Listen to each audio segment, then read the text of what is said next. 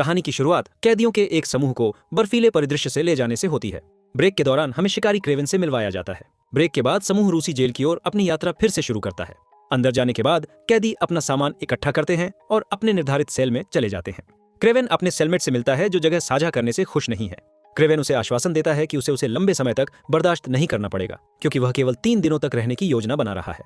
फिर क्रेवन एक त्वरित वार्म अप के लिए जाता है, जिसके दौरान कुछ कैदी उसे अपने क्षेत्र में कदम रखने के बारे में चेतावनी देते हैं। हालांकि क्रेवन जल्दी से प्रभुत्व स्थापित करता है और अपने लिए क्षेत्र का दावा करता है। इस घटना के बाद जेल के बॉस का ध्यान आकर्षित करती है, जो क्रेवन को बातचीत के लिए बुलाता है। उनकी बातचीत के दौरान क्रेवन जेल के बॉस और उसके गुर्गों को मार देता है और यह स्पष्ट करता है कि उसकी प्रतिष्ठा केवल एक मिथक नहीं है, वह बॉस जैसे खतरनाक लोगों का शिकारी है। इस टकराव के बाद क्रेवन छतों पर कूदकर जेल से भाग जाता है, जबकि गार्ड उस पर गोलियां चलाते हैं। उसका साथी सेल में फिर से खुद को पाकर राहत महसूस करता है और देखता है कि क्रेवन बर्फीली दीवारों पर चढ़ता है और बर्फीले तूफान में गायब हो जाता है। तूफान में क्रेवन का सामना एक भेड़िए से होता है, जो कुछ देर बाद पीछे हट जाता है। इसके तुरंत बाद क्रेवन एक प्रतीक्षारत विमान में चढ़ता है, अपनी गर्दन पर टैटू मिटाता है और सफलतापूर्वक भाग निकलता है। फिर कहानी 16 साल पहले न्यूयॉर्क में वापस आती है। यहाँ हम क्रेवन से उसके भाई दिमित्री के साथ एक छोटे लड़के के रूप में मिलते हैं। उनके पिता निकोलाई उन्हें एक कार में ले जाते हैं और विनाशकारी समाचार देते हैं। उनकी मां ने आत्महत्या कर ली है। अंतिम संस्कार में जाने के बजाय निकोलाई लड़कों को शिकार की यात्रा पर ले जाता है। इस बीच हम कैलिप्सो नामक एक छोटी लड़की से मिलते हैं, जो अपनी दादी के मार्गदर्शन में टैरो कार्ड पढ़ती है। वह जो पहला कार्ड खींचती है वह किसी विषय को दर्शाता है। दूसरा कार्ड एक टॉवर को दर्शाता है, जो एक भयानक घटना का प्रतीक है, और तीसरा कार्ड ताकत को दर्शाता है, जो एक खतरनाक परिणाम है।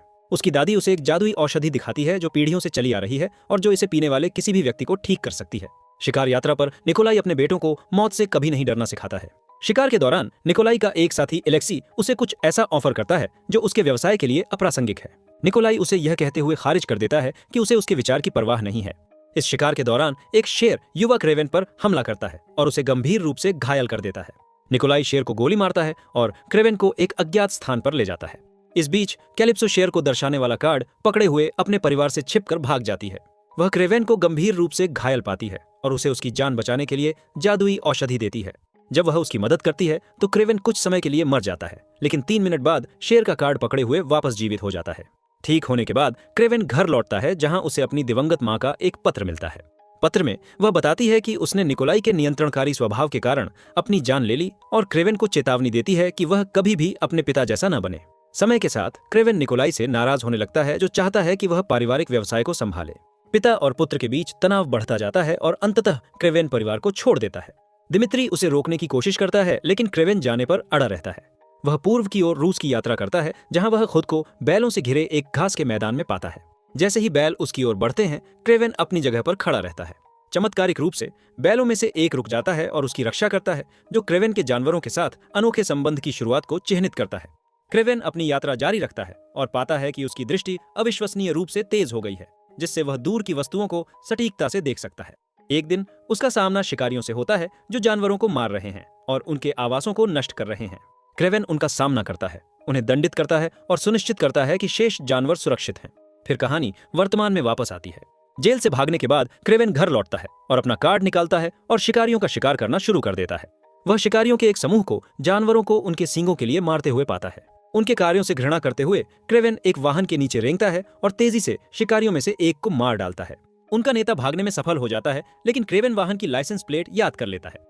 दृश्य लंदन में बदल जाता है, जहां भागने वाला शिकारी अपने मालिक से मिलता है और उसे लगता है कि वह सुरक्षित है। हालांकि वह क्रेवन को अपने लिए इंतजार करते हुए देखकर हैरान रह जाता है। क्रेवन शिकारी को मार देता है और उसका नाम एक सूची में जोड़ देता है। इस बीच कैलिप्सो अपने गुरु के अंतिम संस्कार में श्रद्धांजलि देती है। समारोह में क्रेवन उसके पास आता है और उसका नाम पुकारता है तथा उसे वह कार्ड दिखाता है जो उसने उसे सालों पहले दिया था। क्रेवन उसे बताता है कि वह उसके गुरु के हत्यारे को खोजने में उसकी मदद कर सकता है, क्योंकि वह खतरनाक लोगों का शिकार करने में कुशल है। कैलिप्सो क्रेवन के बारे में उत्सुक हो जाती है और उसकी जांच शुरू कर देती है।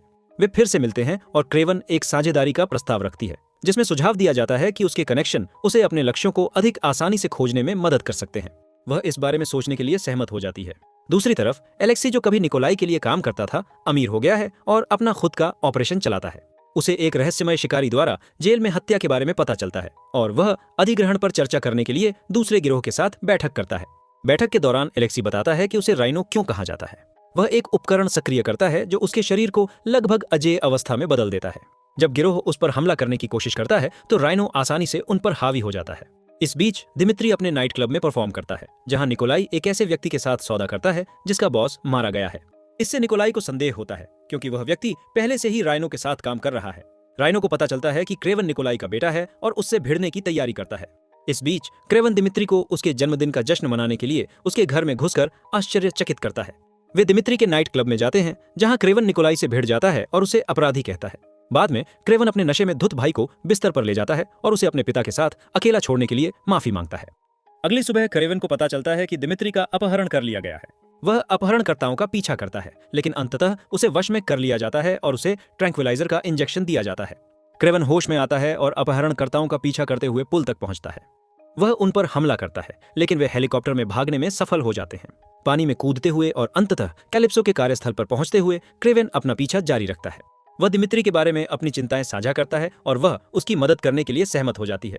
क्रेवन निकोलाई से मिलने जाता है, जो उसे दिमित्री की रिहाई के लिए $20 मिलियन की फिरौती की मांग वाला संदेश दिखाता है।